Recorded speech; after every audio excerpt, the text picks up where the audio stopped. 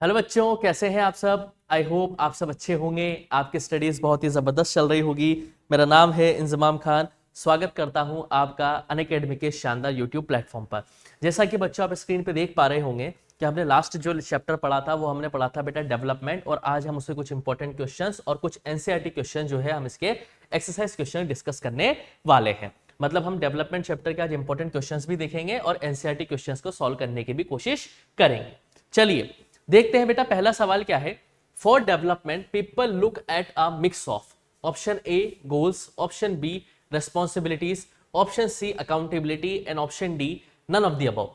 Development के लिए जो पीपल होते हैं यार, एक इंडिविजुअल आदमी होता है, वो किसके तलाश में रहता है? तो इसका राइट आंसर क्या है बेटा? गोल्स। देखिए बेटा, हर एक इंडिविजुअल मिक्स ऑफ गोल्स की तलाश में रहता है, यानी कि वो चाहता है कि उसकी अच्छी सैलरी भी मिले, साथ के साथ वो एक ऐसी कंपनी में काम करे जहां पे उसको फ्रीडम ऑफ स्पीच मिले, एक इक्वल अपॉर्चुनिटी मिले, रिस्पेक्ट मिले, जॉब सिक्योरिटी मिले, और किसी भी तरीके का कोई डिस्क्रिमिनेशन ना हो, और एक गुड वर्किंग एनवायरनमेंट उसे मिले। तो हर एक इंडिविजुअल डेवलपमेंट के लिए किस गोल्स के तैयार को नजर में रहता है बेटा? मिक्स ऑफ गोल्स की नजर में रहता है। तो राइट आंसर इसका क्या हो जाएगा बेटा? Option A. तो यहां पे आप क्या लिख सकते हैं? गोल्स। ठीक है, चलिए सेकेंड सवाल देखते हैं। To compare the development of countries there dash is considered to be one of the most important attributes. जब हम एक कंट्री को दूसरी कंट्री के डेवलपमेंट से कंपेयर करते हैं तो इनमें से वो कौन सा एट्रीब्यूट है जो one of the most important attribute कहलाता है? क्या वो इनकम है, क्या वो पॉपुलेशन है, क्या वो डेमोग्राफिक्स है, या फिर इन तीनों में से भी कोई सा नहीं है? तो राइट कौन सा होता है बेटा? कमेंट सेक्शन में आपको बताना है। To compare the development of countries they are income is considered. हमने सबसे पहला इंपॉर्टेंट एट्रीब्यूट क्या पढ़ा था बेटा डेवलपमेंट चैप्टर के अंदर? कि इनकम एक इंपॉर्टेंट एट्रीब्यूट होता है बेटा किसी भी कंट्री को दूसरी कंट्री से डेवलपमेंट के लिए कंपेयर करने के लिए। लेकिन साथ के साथ यहीं पर ही बता देता हूं कि इनकम सिर्फ अकेला एक इंपॉर्टेंट एट्रीब्यूट नहीं है, इसके अलावा और भी इंपॉर्टेंट एट्रीब्यूट्स होते हैं। तो राइट आंसर से क्या हो जाएगा बेटा? ऑप्शन ए, जिसका नाम क्या है बेटा? इनकम। क्लियर? चलिए क्वेश्चन नंबर 3 क्या है बेटा? For comparison between countries total income is not such a useful measure, state whether true और फॉल्स। ये सवाल बता रहा है कि अगर जब हम एक कंट्री को दूसरी कंट्री से कंपेयर करते हैं तो सिर्फ टोटल इनकम एक यूजफुल मेजर नहीं है। क्या यह स्टेटमेंट सही है या गलत है? तो हाँ, बिल्कुल सही है। ये स्टेटमेंट कैसा है बेटा? बिल्कुल सही है। ठीक है, क्योंकि अगर हम एक कंट्री को दूसरी कंट्री से कंपेयर करते हैं तो सिर्फ टोटल इनकम एक यूजफुल मेजर नहीं होता है, उसके अलावा भी और मेजर्स होते हैं। जैसे कि हम लिटरेसी रेट को भी मानते हैं बेटा, सिर्फ इनकम से हमारा काम नहीं चलेगा, आपको लिटरेसी रेट को भी कंसिडर करना पड़ेगा। साथ के साथ हमें नेट अटेंडेंस रेशो, इसको भी देखना पड़ेगा बेटा। नेट अटेंडेंस रेशो, इसके आधार पर भी हम एक कंट्री की दूसरी कंट्री से डेवलपमेंट के आधार पर कंपेयर कर सकते हैं। और एक और हो सकता है बेटा, कौन सा? आपका इन्फेंट मोर्टेलिटी रेट। क्या हो सकता है बेटा? Infant mortality rate. एक इसको भी क्या कर सकते हैं बेटा? आप कंपेयर कर सकते हैं एक कंट्री से दूसरी कंट्री के लिए। तो हाँ, ये स्टेटमेंट क्या है बेटा? ट्रू है। क्लियर बेटा? चलिए अभी आगे पता पड़ जाएगा ट्रू कैसे। देखिए, since countries have different dash comparing total income will not tell us what an average person is likely to earn. Countries के अंदर अलग अलग होता है डैश, इसलिए सिर्फ टोटल इनकम को कंपेयर करने से या एवरेज पर्सन की इनकम निकालने से हम प्रॉपर कंट्री का कंपैरिजन नहीं कर सकते हैं। तो इसका राइट आंसर क्या होगा बेटा? इसका राइट आंसर होगा पॉपुलेशंस का, क्योंकि हर एक कंट्री की क्या होती है बेटा? डिफरेंट पॉपुलेशन होती है। Comparing total income will not tell us what an average person is likely to earn. देखिए बेटा, अगर आप देखेंगे तो एवरेज इनकम के आधार पर श्रीलंका ज्यादा निकल सकता है, इंडिया पीछे रह सकता है। कारण है उसके बहुत सारे, क्योंकि बेटा इंडिया जो है, अभी नहीं, मैं पुराने सिनारियों के हिसाब से आपको ये बता रहा हूं।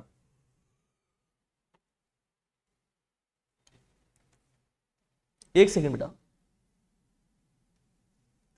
ये मैं अभी के हिसाब से नहीं, आपको पुराने हिसाब से बता रहा हूं बेटा, क्योंकि हर कंट्री की पॉपुलेशन ज्यादा होती है कम होती है, तो टोटल इनकम या जो एवरेज इनकम होती है पर्सन की, वो भी क्या होती है बेटा? डिफर होती जाती है कंट्री की पॉपुलेशन के साथ साथ। तो राइट आंसर का क्या हो जाएगा बेटा? Option D. चलिए बेटा आगे देखते हैं। In world development report brought out by the dash पर capita income criteria using classify countries. World development report किसके जरिए जारी करी जाती है? ये मैं आपको बता चुका हूं बेटा। वो किसके जरिए जारी करी जाती है बेटा?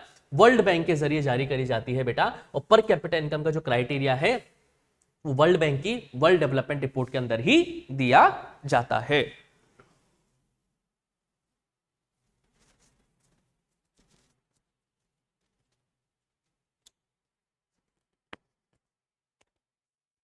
समझ में आया बेटा? तो इसकी राइट आंसर क्या होगा बेटा? आपका वर्ल्ड बैंक। तो यहां पे आप क्या लिख सकते हैं बेटा? World bank. ठीक है, चलिए। Infant mortality rate indicates the number of children that die before the age of dash as a proportion of 1000, यहाँ पे 1000 आना चाहिए, live children born in the particular year। Infant mortality rate का मतलब क्या होता है बेटा कि हर 1000 बच्चों में से ऐसे कितने बच्चे हैं जो 1 साल के होने से पहले ही जिनकी डेथ हो जाती है। उसके पीछे का कारण क्या है? कारण बहुत सारे हो सकते हैं बेटा। कारण हो सकता है उसे प्रॉपर हेल्थ फैसिलिटीज ना मिली हो सकता है उसे प्रॉपर न्यूट्रिशन फैसिलिटीज ना मिली हो, तो ये भी एक कारण हो सकता है। तो इन्फेंट मोर्टेलिटी रेट में क्या होता है बेटा, before the age of 1 year, यानी कि ऐसे बच्चे हर 1000 में से जो 1 साल के होने से पहले ही क्या हो जाते हैं बेटा, मर जाते हैं। उस डाटा को हम इन्फेंट मोर्टेलिटी रेट कहते हैं। तो राइट आंसर क्या है इसका बेटा, ऑप्शन बी, जिसका मतलब है 1 ईयर। क्लियर बेटा, चलिए नेक्स्ट क्वेश्चन देखते हैं। Literacy rate measures the proportion of the literate population in the dash age group. जो लिटरेसी रेट हम मापते हैं बेटा, वो कौन से एज ग्रुप की पॉपुलेशन के नापते हैं? तो इसका राइट आंसर क्या है बेटा, 7 एंड अबव, क्योंकि लगभग 6 या 7 साल की उम्र में बच्चा जो होता है वो फर्स्ट क्लास में आता है और वहीं से उसकी लिटरेसी रेट या लिटरेट होना वो चालू होता है बेटा। तो लिटरेसी रेट जो है बेटा वो 7 एंड अबव से ही नापी जाती है। तो कौन से एज ग्रुप की पॉपुलेशन से नापी जाती है बेटा, 7 एंड अबव। तो राइट आंसर क्या हो जाएगा बेटा, ऑप्शन सी। क्लियर है बेटा, चलिए। Net attendance ratio is the total number of children of the age group dash attending school as a percentage of the total number of children in the same age group। तो कौन से age group रहता है बेटा net attendance ratio का? तो उसका होता है बेटा 14 से 15 साल के बच्चे का होता है। नेट अटेंडेंस रेशियो वो नंबर ऑफ चिल्ड्रन है बेटा जो 14 से 15 साल के बच्चे रेगुलर बेसिस पे स्कूल में जाते हैं और अटेंडेंस देते हैं। तो इसका राइट आंसर क्या हो जाएगा बेटा आपका, ऑप्शन डी, जिसका नाम है 14 एंड 15 ईयर्स। चलिए क्वेश्चन नंबर 9 क्या बताता है बेटा हमें, नेक्स्ट क्वेश्चन हम देखते हैं फटाफट। एज पर द 2011 सेंसस, 2011 के सेंसस के हिसाब से विच among the following state is the highest literacy rate, सबसे ज्यादा लिटरेसी रेट कौन से स्टेट की है? तो सबको पता है बेटा किसकी, केरला की। और केरला की कितनी है बेटा, 94%। और सबसे कम किसकी है बेटा, बिहार की। ये बात आपको याद रखनी है बेटा। तो हाईएस्ट लिटरेसी रेट पूछा है तो किसकी बेटा, केरला की। और केरला में कितनी परसेंट लिटरेसी रेट है बेटा, 2011 के सेंसस के हिसाब से, 2011 के सेंसस के हिसाब से इसकी लिटरेसी रेट है बेटा 94%। क्लियर बेटा, चलिए आगे देखते हैं।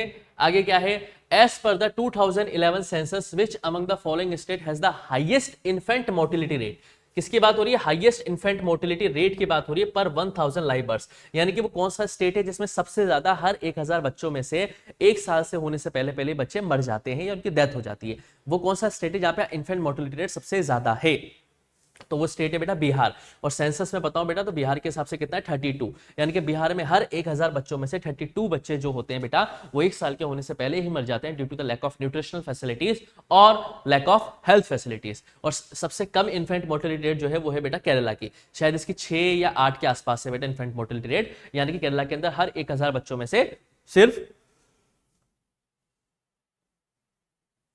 6 या 8 बच्चे ही जो है बेटा वो 1 साल के होने से पहले मर जाते हैं, क्योंकि केरला की लिटरेसी रेट भी ज्यादा है और जाहिर सी बात है यहाँ पे हेल्थ फैसिलिटीज को लेकर भी लोग क्या है बेटा बहुत ही ज्यादा कंसर्न रहते हैं। तो राइट आंसर क्या है बेटा, हाईएस्ट इन्फेंट मोर्टेलिटी रेट किसकी है बेटा, 2011 सेंसस के हिसाब से बिहार की, और कितनी है बेटा, 32। ठीक है, चलिए। From the given table in the chapter which state has the highest net attendance ratio. अगर हम टेबल के हिसाब से देखें तो हम जो एनसीईआरटी के अंदर हमने टेबल पढ़ी है, which state has the highest net attendance ratio, net attendance ratio सबसे ज्यादा उसी का मिलेगा जहां पे सबसे ज्यादा लिटरेसी रेट होगी। तो लिटरेसी रेट सबसे ज्यादा किसकी है बेटा, केरला की। तो नेट अटेंडेंस रेशियो भी कहां पे ज्यादा देखने को मिलेगा बेटा, आपको केरला में ही देखने को मिलेगा। Which of the state following statements about money are true. Money को लेकर इसमें से स्टेटमेंट जो है वो कौन सा ट्रू है? Money can not buy you a pollution free environment, ये तो सही है, मनी जो है वो पॉल्यूशन फ्री एनवायरमेंट नहीं खरीद सकता। Money can not ensure that you get unadulterated medicine, ये भी बिल्कुल सही है बेटा। Money may also not be able to protect you from infectious diseases, हाँ बिल्कुल बेटा, मनी से नहीं बच सकते बेटा। कोविड बहुत सारे लोगों को हुआ था, जब कोविड आया था तो पैसे से हम नहीं बच सकते बेटा इन्फेक्शियस डिजीज। तो इनमें से कौन सा स्टेटमेंट सही है बेटा, तीनों ही स्टेटमेंट करेक्ट है बेटा मनी को लेकर। तो राइट आंसर क्या हो जाएगा बेटा आपका, all of the above. Clear बेटा, चलिए आगे देखते हैं। If the body mass index is dash, then the adult person would be considered undernourished। अगर बॉडी मास इनमें से कौन सा होगा जिससे कि हम एक एडल्ट को अंडरनरिश्ड यानी कि हम उसको अंडरवेट कहेंगे, तो ये तो एक डाटा है, सिंपल से याद रखना है, लेस देन 18.5। और नॉर्मल वेट किसको कहेंगे बेटा, या ओवरवेट किसको कहेंगे बेटा, ओवरवेट हम उसको कहेंगे जिसका कितना होता है बेटा, 35 से ज्यादा होता है। If the body mass index is more than 35 then the adult person would be considered overweight. तो ओवरवेट उसे कितना कहा जाएगा बेटा 25 से उसका बॉडी मास। और बॉडी मास इंडेक्स याद है ना बेटा आपको कैसे निकलता है, वेट आपको लेना है, वेट किस में लेना है बेटा आपको केजी में लेना है और डिवाइड कर देना है किससे, आपकी हाइट से, और हाइट को पहले आपको मीटर स्क्वायर में कन्वर्ट करना है। इसको फॉर्मूले को लगाओगे तो आपका क्या आ जाएगा बेटा बॉडी मास इंडेक्स आ जाएगा, ठीक है, बीएमआई आ जाएगा। बीएमआई की फुल फॉर्म याद रह जाएगी ना बेटा, बीएमआई की फुल फॉर्म है आपकी बॉडी मास इंडेक्स। क्लियर। चलिए, human development report published by UNDP compares countries based on, human development report जो कि यूएनडीपी के जरिए जारी करी जाती है। यूएनडीपी की फुल फॉर्म क्या है, United Nation Development programme.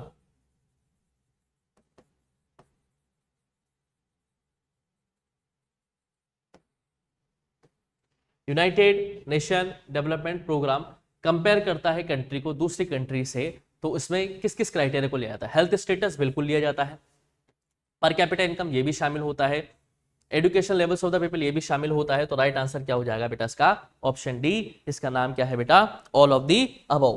Clear है बेटा, बिल्कुल सही है ये।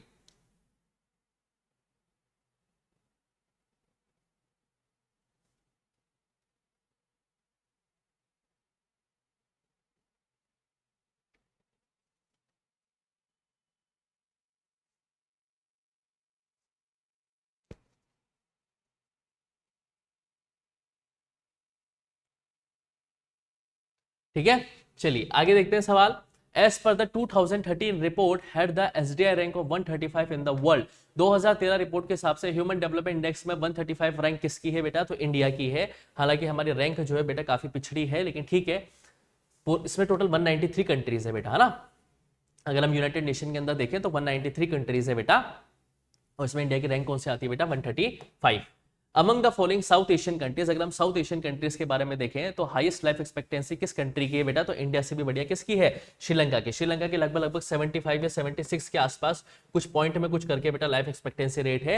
यानी कि साउथ एशियन कंट्रीज में अगर हम कंपेयर करें तो श्रीलंका की सबसे ज्यादा लाइफ एक्सपेक्टेंसी रेट है। अब ऐसा बहुत सारे क्राइटेरियाज होते हैं बेटा कि वहाँ की पॉपुलेशन भी कम है, इंडिया की पॉपुलेशन 140 करोड़ है, तो यहाँ पे जाहिर सी बात है रिसोर्सेज के अंदर हमें डिस्क्रिमिनेशन देखने को मिल जाता है। लेकिन श्रीलंका के अंदर पॉपुलेशन कम है, तो वहाँ पे लाइफ एक्सपेक्टेंसी रेट भी क्या है बेटा, ज्यादा है। अब आ जाते हैं बेटा हमारे कौन से टॉपिक्स, एनसीईआरटी क्वेश्चंस। अब हम डिस्कस क्या करेंगे बेटा, एनसीईआरटी क्वेश्चंस को अब हम डिस्कस करेंगे। ठीक है बेटा, यहां तक क्लियर है सभी को।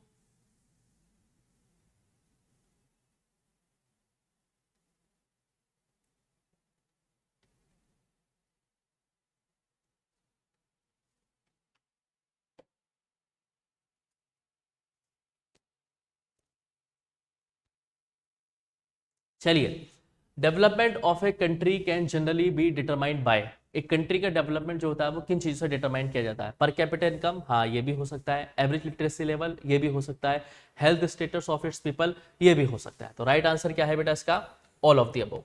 राइट आंसर क्या है बेटा इसका, ऑल ऑफ द अबव। तो राइट आंसर क्या आ जाएगा बेटा आपका इसका, all of the above.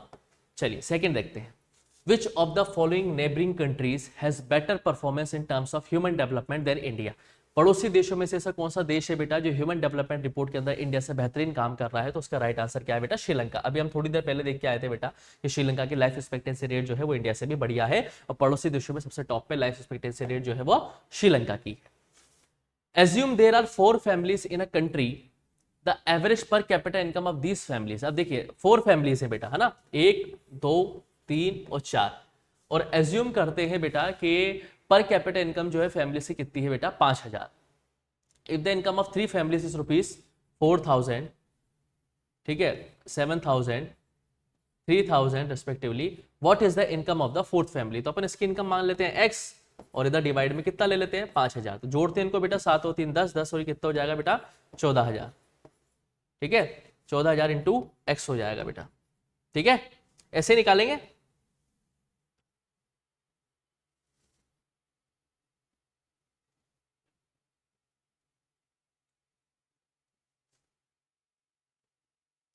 Average income if the income of 3 families will be 4,000, 7,000 respectively. What is the income of the 4th family? Income of these families, देखिए average पर capital income कितनी है बेटा, 5000। तो 7 और 3 10,000 हो गए, 4000 हो गए, into x is equal to हो गया अपना 4000 5000, तो इसमें राइट आंसर क्या आ जाएगा बेटा, कैलकुलेशन करो इसके, राइट आंसर क्या आ जाएगा बेटा, राइट आंसर आ जाएगा बेटा इसका ऑप्शन 6000, ठीक है। तो फोर्थ की इनकम कितनी हो जाएगी बेटा, 6000 हो जाएगी। कैसे होगी, देखो ऑप्शन को रख के देख लो बेटा, 7000 को जोड़ लो, 4000 को जोड़ लो, 3000 को जोड़ लो और 6000 को जोड़ लो, कितना आ गया बेटा, ये 3 जीरो तो ये आ गए 6 7 8 9 9 10 11 12 13, 13 और 7 कितने हो गए बेटा 20, तो ये 20,000 आ गया। अब 20,000 को आप 5 से इंटू करोगे तो, ठीक है, 5 से नहीं 4 से, तो फोर, ठीक है, हाँ 4 ही है ना, ठीक है। तो फोर्थ की इनकम कितनी आ जाएगी बेटा, 6,000 आ जाएगी, ठीक है। ये बात ध्यान रखना है बेटा आपको, 6,000 इसमें क्या आ जाएगी बेटा, इनकम आ जाएगी। चलिए आगे देखते हैं बेटा, आगे क्या सवाल है, what is the main criterion used by the World Bank in classifying different countries, what are the limitations of this criterion if any। Main criteria क्या है बेटा, वर्ल्ड बैंक के जरिए जो इस्तेमाल किया जाता है कंट्रीज को कंपेयर करने के लिए, और वो क्या लिमिटेशंस है बेटा इस क्राइटेरिया की, वो हमें समझना पड़ेगा। चलिए देखते हैं, World Bank uses the per capita income to classify different countries. World Bank कौन सा इस्तेमाल करता है बेटा, पर कैपिटा इनकम का कॉन्सेप्ट इस्तेमाल करता है कंट्रीज को कंपेयर करने के लिए, ठीक है। और पर कैपिटा इनकम कैसे निकाली जाती है बेटा, total income of the country divided by total population of the country. 2017 में क्या डाटा दिया वर्ल्ड बैंक ने बेटा, कि हर एक कंट्री जिसकी पर कैपिटा इनकम $12 12,056 पर एनम या इससे ज्यादा है, वो रिच कंट्रीज कहलाएगी। अभी डाटा बदलता रहता है बेटा, ये 2017 का, 2019 में थोड़ा ज्यादा हो जाएगा, ठीक है। और हर कंट्री जिसकी पर कैपिटल इनकम $955 से कम है, तो वो लो इनकम कंट्रीज में कहलाएगी। अब इस पर कैपिटल इनकम के आधार पर जब हम कंट्रीज को कंपेयर करते हैं तो उसका ड्रॉबैक क्या है, उसका ड्रॉबैक ये है कि इसमें अदर इंपॉर्टेंट फैक्टर्स को भी हमें शामिल करना चाहिए, जैसे लिटरेसी रेट को, इन्फेंट मोर्टिलिटी रेट को, हेल्थ केयर को, वो सब इसमें इग्नोर हो जाता है पर कैपिटल इनकम में, ठीक है।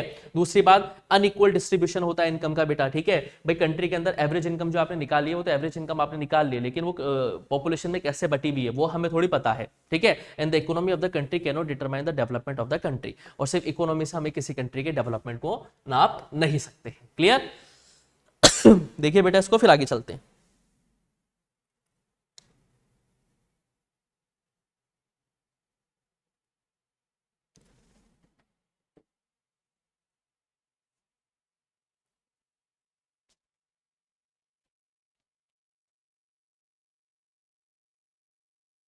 चलिए, in what respects is the criterion used by the UNDP for measuring development different from the one used by the world bank. वही हमने पढ़ा है बेटा कि वो क्या क्राइटेरिया यूज किया जाता है यूएनडीपी के जरिए कंट्रीज को कंपेयर करने के लिए, तो वो हमने पढ़ ही लिया। The criterion used by UNDP is different from the one used by the world bank because UNDP compares countries based on the education level of the people, their health status and पर capita income. UNDP की report जारी कौन करता है, UNDP report किसकी जारी करता है बेटा, ह्यूमन डेवलपमेंट इंडेक्स की। और ह्यूमन डेवलपमेंट इंडेक्स में हम किस किस क्राइटेरिया को शामिल करते हैं, एजुकेशनल लेवल को शामिल करते हैं, हेल्थ स्टेटस को शामिल करते हैं और पर कैपिटा इनकम को शामिल करते हैं। लेकिन वर्ल्ड बैंक जो है बेटा, वर्ल्ड बैंक कौन सा क्राइटेरिया यूज करता है बेटा, वर्ल्ड बैंक यूज करता है क्राइटेरिया कौन सा, पर कैपिटा इनकम का। तो ये दोनों के बीच में डिफरेंस हो जाता है। चलिए सिक्स्थ क्या है बेटा, why do we use averages, हम एवरेजेस का इस्तेमाल क्यों करते हैं, are there any limitations to their use, illustrate with your own example related to development. Example आपको समझना है, देखिए different countries have different population, हर एक कंट्री की अलग अलग पॉपुलेशन होती है, तो एवरेज इनकम से कैलकुलेट करने से हमें एक एस्टिमेटेड आंसर तो मिल जाएगा, लेकिन उसकी भी कुछ लिमिटेशंस होगी। लिमिटेशंस क्यों होगी बेटा, क्योंकि हमें ये पता नहीं है कि कंट्री के अंदर क्या हो रहा है बेटा, जो इनकम का डिस्ट्रीब्यूशन है वो फेयर हो रहा है या नहीं हो रहा है। भाई अगर इक्वल डिस्ट्रीब्यूशन हो रहा है तो फिर तो ठीक है, लेकिन कैसे पता चलेगा, हो सकता है कंट्री के अंदर अनइक्वल डिस्ट्रीब्यूशन हो रहा हो बेटा इनकम का, तो उससे तो मसला खड़ा हो जाएगा। तो इसलिए एवरेजेस निकालना ठीक तो है, लेकिन उसकी भी कुछ लिमिटेशंस होती है। Kerala with lower per capita income has a better human development ranking with Haryana. Hence, per capita income is not a useful criterion and should not be used to compare states. Do you agree? Discuss. Kerala with lower per capita income has a better human development ranking than Haryana. Hence, per capita income is not a useful criterion at all and should not be used to compare states. This is true because the literacy rate, infant mortality, health care facilities में केरला जो है सबसे बढ़िया है हरियाणा से। पर capita income भले ही average income को कैलकुलेट करके कंपेयर की गई है बेटा, लेकिन literacy rate, infant mortality rate और नेट अटेंडेंस रेशियो में केरला ज्यादा है, क्योंकि वहाँ पे लिटरेसी रेट भी ज्यादा है और वहाँ पे लोग अवेयर भी ज्यादा है, लोगों को वहाँ पे एजुकेशन भी और अवेयरनेस भी है। हरियाणा में पर कैपिटा इनकम ज्यादा होते हुए भी वहाँ पे लोगों के पास अवेयरनेस का भाव देखने को मिलता है और एजुकेशन का भाव देखने को मिलता है। इस वजह से केरला जो है बेटा वो क्या है, वो सॉरी हरियाणा जो है वो क्या है, पीछे है। Find out the present sources of energy that are used by the people in India. What could be the other possibilities 50 years from now? कौन कौन से इस्तेमाल है, तो प्रेजेंट सोर्स ऑफ एनर्जी क्या क्या इस्तेमाल किए जा रहे हैं बेटा, fire wood, coal, petroleum, crude oil, natural gas. The other possibilities 50 years from now can be using solar energy इस्तेमाल करने लग जाए भविष्य में, विंड एनर्जी इस्तेमाल करने लग जाए, ठीक है। This is because the current usages of energy sources may result in the loss of natural resources. भाई सोलर एनर्जी, विंड एनर्जी से क्या पोल्यूशन नहीं होता है, और जब हम प्रेजेंट में यूज कर रहे हैं बेटा कौन कौन से कोल, पेट्रोलियम, क्रूड ऑयल, ये कहीं ना कहीं पर्यावरण को नुकसान पहुंचा रहे हैं। तो भविष्य में सोलर एनर्जी और विंड एनर्जी का स्कोप हमें ज्यादा देखने को मिलेगा। Why is the issue of sustainability important for development? देखिए सस्टेनेबल डेवलपमेंट का मतलब क्या होता है कि development should take place without damaging the environment, और हमारी अभी की नीड भी पूरी हो जाए और भविष्य की नीड भी कॉम्प्रोमाइज ना हो। ठीक है, ये इसमें लिखा हुआ है ताकि हम क्या कर सके बेटा, रिसोर्सेज को बचा सके और कंट्री को डेवलपमेंट की तरफ आगे और ले जा सके। समझ रहे बेटा, सिंपल है वैसे तो सवाल। चलिए, the earth has enough resources to meet the needs of all but not enough to satisfy the greed of even one person. ये स्टेटमेंट है बेटा किसका, महात्मा गांधी का, MK गांधी, महात्मा गांधी का स्टेटमेंट है बेटा। ठीक है, how is this statement relevant to the discussion of development? Discuss development not just depend on the economic factors of a country but it is also dependent on the resources that are available for the people of a country to use। development सिर्फ इस पे depend नहीं करता है country के economic factors कैसे हैं, development depend इस पे भी करता है कि कंट्री के रिसोर्सेज को किस तरीके से इस्तेमाल किया जा रहा है। अर्थ के अंदर इतने रिसोर्सेज हैं कि हर एक आदमी की नीड पूरी हो सकती है, आवश्यकता पूरी हो सकती है, लेकिन ग्रीड पूरा नहीं हो सकता, यानी कि लालच पूरा नहीं हो सकता। क्लियर हुई क्या बेटा बात? It is a responsibility of the people to use them, meet their needs and not to satisfy the greed. ये लोगों की जिम्मेदारी है कि वो रिसोर्सेज का इस्तेमाल करें अपनी आवश्यकता को पूरी करने के लिए, ना कि ग्रीड को पूरा करने की कोशिश करें। If natural resources are not used wisely now, अगर नेचुरल रिसोर्सेज को हमने तरीके से इस्तेमाल नहीं किया, फ्यूचर जनरेशंस में not be able to use them for their needs. Future generations का इस्तेमाल नहीं कर पाएगी, which will result in the downfall of the development of a country, जिससे कि कंट्री का जो डेवलपमेंट है वो क्या हो जाएगा बेटा, डाउनफॉल की तरफ बढ़ जाएगा। क्लियर है क्या बेटा? तो यह आपकी और हमारी जिम्मेदारी है इन रिसोर्सेज को तरीके से इस्तेमाल करने की। चलिए आगे देखते हैं। List a few examples of environmental degradation that you may have observed around you. देखिए, pollution caused by vehicles and the excess use of fuels in vehicles, इससे भी डिग्रेडेशन होता है। Industrial waste collected in residential areas and discarded into water bodies, जो residential area से collect होता है water bodies में छोड़ दिया जाता है, उससे भी बढ़ता है। डिफोरेस्टेशन, पेड़ों को काटना, माइनिंग इंडस्ट्रीज जिससे लैंड और सॉइल डिग्रेडेशन होता है और सॉइल इरोजन होना, ये कुछ एग्जांपल्स हैं जिससे कि एनवायरमेंट क्या होता है बेटा, डिग्रेड होता है। For each of the items given in table 1.6 find out which country is at the top and which is at the bottom. Sri Lanka tops in all 4 categories. देखिए बेटा, अगर हम बात कर रहे हैं ह्यूमन डेवलपमेंट इंडेक्स रिपोर्ट के हिसाब से जो हमने टेबल एनसीईआरटी के अंदर पढ़ी है, लाइफ एक्सपेक्टेंसी रेट में भी बेटा, ठीक है, और स्कूलिंग में भी श्रीलंका जो है सबसे टॉप पे है, और नेपाल जो है पड़ोसी देशों में सबसे क्या है बेटा, नीचे है। पाकिस्तान के अंदर लीस्ट लाइफ एक्सपेक्टेंसी रेट है और lowest SDR rank in the world among the given countries. The mean years of schooling of people is 25 and the lowest of Myanmar and Nepal. और इंडिया की रैंकिंग आपको पता ही है बेटा 135 है। तो टॉप पे कौन है बेटा, श्रीलंका। हालांकि ये सवाल आप टेबल देख के समझ जाएंगे तो कोई दिक्कत वाली बात नहीं है। The following table shows the proportion of adults 15 to 49 years whose BMI is below normal 18.5 kilogram per meter square in India. It is based on a survey of various states in the year. Look at the table and answer of the following. देखिए ये दे रखा है सबका body mass index, Kerala, Karnataka, Madhya Pradesh का, male का और इनका 10 और इसका फीमेल। देखिए, compare the nutrition level of people in Kerala Madhya Pradesh. जाहिर सी बात है, जो केरला के पीपल का न्यूट्रिशन लेवल है वो हायर है, इसलिए वहां पे इन्फेंट मोर्टेलिटी रेट कम है, और मध्य प्रदेश का कम है। Can you guess why around 1/5 of people in the country are undernourished even though it is argued there is enough food in the country? Describe in your own words. देखिए बेटा, 1/5 जो population है country की वो अभी भी mail nutrition से गुजर रही है। क्यों बेटा? पहली बात ये है कि जो डिस्ट्रीब्यूशन हो रहा है, पब्लिक डिस्ट्रीब्यूशन फूड का होता है बेटा, उसमें डिस्पैरिटीज है, उसमें काफी सारी कमियां हैं। न्यूट्रिशियस फूड जो है वो पूरे पॉपुलेशन तक नहीं पहुंच पा रहा है। लोग एजुकेशनल बैकवर्ड भी है, यानी कि लोग अवेयर भी नहीं है बेटा, अनएम्प्लॉयड भी फैला हुआ है, जिससे कि उनको बेसिक नेसेसिटी पता नहीं होती है बेटा। और proper distribution of ration at the fixed price stores भी नहीं है, यानी कि प्रॉपर डिस्ट्रीब्यूशन भी नहीं है राशन की दुकानों पर, जिस वजह से आज भी 1/5 पॉपुलेशन जो है क्या है बेटा, मैलनरिश्ड इंडिया के अंदर हमें देखने को मिल रही है। क्लियर बेटा? तो ये थे हमारे सवाल बेटा काय के एनसीईआरटी के हमारे क्वेश्चंस थे बेटा। ये हमने एनसीईआरटी क्वेश्चंस भी डिस्कस करे हैं और हमने साथ के साथ क्या किया है बेटा, अपना ये भी डिस्कस किया है। हम क्या बोलते हैं इसको बेटा, इंपॉर्टेंट क्वेश्चंस। तो नेक्स्ट क्लास में हम क्या करेंगे बेटा, नेक्स्ट क्लास में हम forest and wild life resources पढ़ेंगे बेटा। एक लेक्चर में उसे कंप्लीट करने की कोशिश करेंगे, उसके बाद फिर हम उसके सवालों को करने की कोशिश करेंगे। जल्दी ही मिलूंगा आपसे नेक्स्ट क्लास में, तब तक के लिए आप लोग पढ़ते रहिए, मस्त रहिए। Thank you, bye bye.